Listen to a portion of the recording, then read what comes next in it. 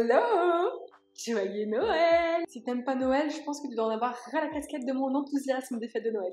Désolée! Je me suis dit, vu que là, on approche vraiment beaucoup les repas de Noël, que ça serait peut-être opportun de te faire quelques petits rappels qui, selon moi, sont quand même assez importants. J'ai dans ma hotte de Maman Noël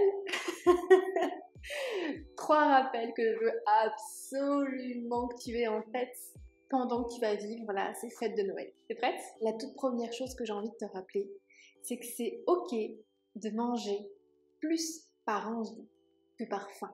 Et je te le dis notamment si c'est quelque chose qui t'angoisse de manger sans avoir la sensation de faim, si c'est quelque chose que tu essayes de mettre en place en ce moment et qu'en fait tu t'es juste embarqué dans un régime de la faim. Déjà de base, on n'est pas forcément censé manger que quand on a faim. Après, chaque personne est différente. Mais c'est pas forcément la faim qui va nous motiver à manger, ça va plus être l'envie. Mais bref, là, c'est pas forcément le sujet du jour. Ce que je veux que tu aies en tête, c'est que pendant cette période de fête, ce sera d'autant plus normal d'avoir plus d'envie de manger que de sensation de faim. Parce que tu vas enchaîner les repas, que ta sensation de faim va peut-être de moins en moins se manifester, mais ton envie sera peut-être toujours présente. Ça va être lié à plusieurs facteurs. Le premier, déjà, c'est que les fêtes de Noël, c'est émotionnellement intense pour beaucoup de personnes. Que ce soit dans de l'agréable ou dans du désagréable. Forcément, dans les deux cas, vu qu'émotionnellement ça va être un peu plus compliqué à gérer, tu peux avoir un peu plus d'envie de manger émotionnel. Je fais une différence entre le fait de se réconforter en mangeant et le fait en fait de ressentir des émotions qui vont avoir un impact sur nos envies. C'est pour te dire que c'est normal et que c'est ok et qu'il n'y a pas besoin de faire tout un drama parce que tu as plus d'envie de manger et que tu as du mal à ressentir la faim. L'autre chose, c'est que pendant cette période, tu vas aussi vivre une phase de compensation. En fait, cette phase de compensation, elle est totalement naturelle, c'est-à-dire que même de base, pour des personnes qui mangent de manière très intuitive, qui ont un rapport sain avec la nourriture, qui ont un comportement alimentaire totalement régulé, cette période-là, comme peut-être d'autres périodes dans l'année, assez ponctuelles, ça va être propice au retour de certains aliments qu'on ne mange pas forcément toute l'année. Et forcément, vu que ces aliments font leur grand retour, on va plus les désirer. Et donc forcément, on va avoir plus de difficultés à se rassasier. Tu vois, par exemple, c'est comme si tu n'avais pas mangé. Je te prends cet exemple-là parce que c'est ce qui m'arrive. Mais c'est comme si tu n'avais pas mangé de 4 quarts pendant des mois et qu'un jour tu te dises « Oh mais ça fait longtemps que j'ai pas mangé de 4 quarts ». Tu te rachètes un 4 quarts. Et là, tu vas avoir beaucoup de mal à te rassasier, tu vas avoir envie d'en manger le matin, le midi, le goûter, le soir, et peut-être pendant plusieurs jours. Et puis en fait, ça va s'estomper.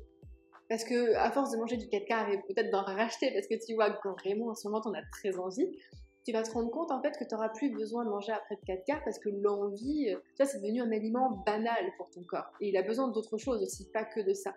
Et bien là, pendant les fêtes de Noël, c'est exactement la même chose. Donc par exemple, si, je dis n'importe quoi, si c'est la bûche que tu adores et que tu profites généralement des fêtes de Noël pour te focus sur la bûche, et que tu sais que tu vas en avoir potentiellement envie au repas d'après, encore un repas d'après, encore un repas d'après, c'est ok. Et je pense que tu peux peut-être faire le test.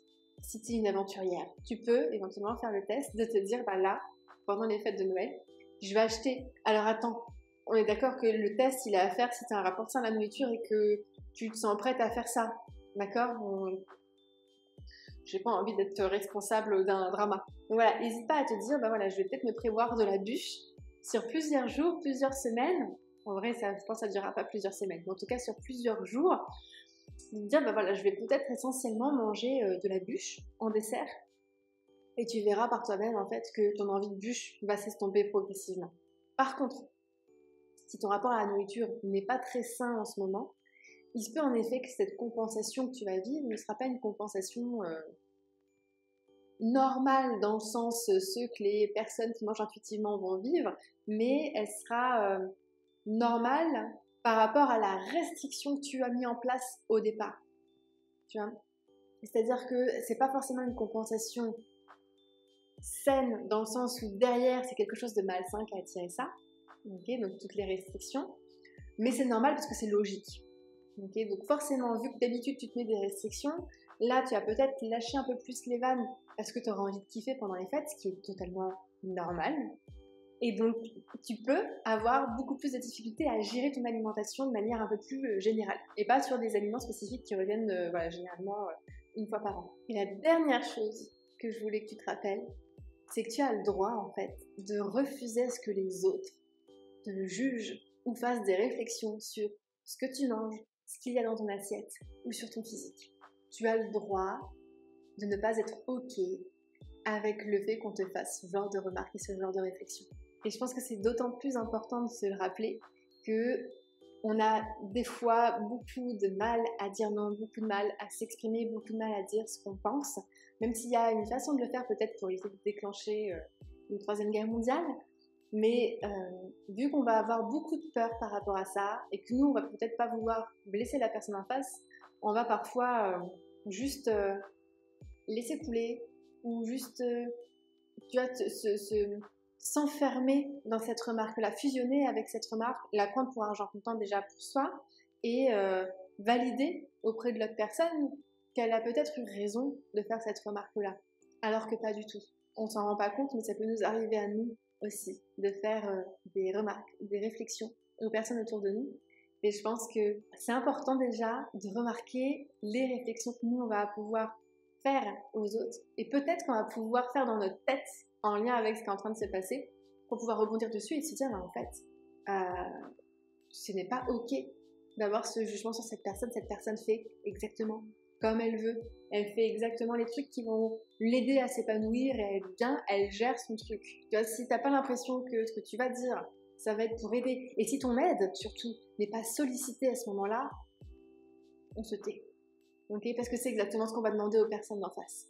Mais je sais que c'est pas forcément évident à faire. Mais voilà, je me dis que ça peut être un petit rappel supplémentaire, parce que c'est bien de pouvoir se confronter, enfin d'apprendre à se confronter en fait à ce qui va se passer avec les autres, mais c'est aussi bien de pouvoir se confronter avec ce qui se passe en nous, dans notre tête, vis-à-vis des autres, parce qu'on peut potentiellement faire des fois les mêmes choses. Donc, je rappelle, c'est normal d'avoir plus d'envie de manger que de sensation de faim.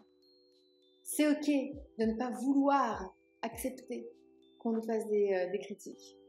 Et c'est aussi normal d'avoir plus envie de manger des aliments spéciaux fêtes de Noël. Donc j'espère que ces rappels vont pouvoir t'aider le jour J.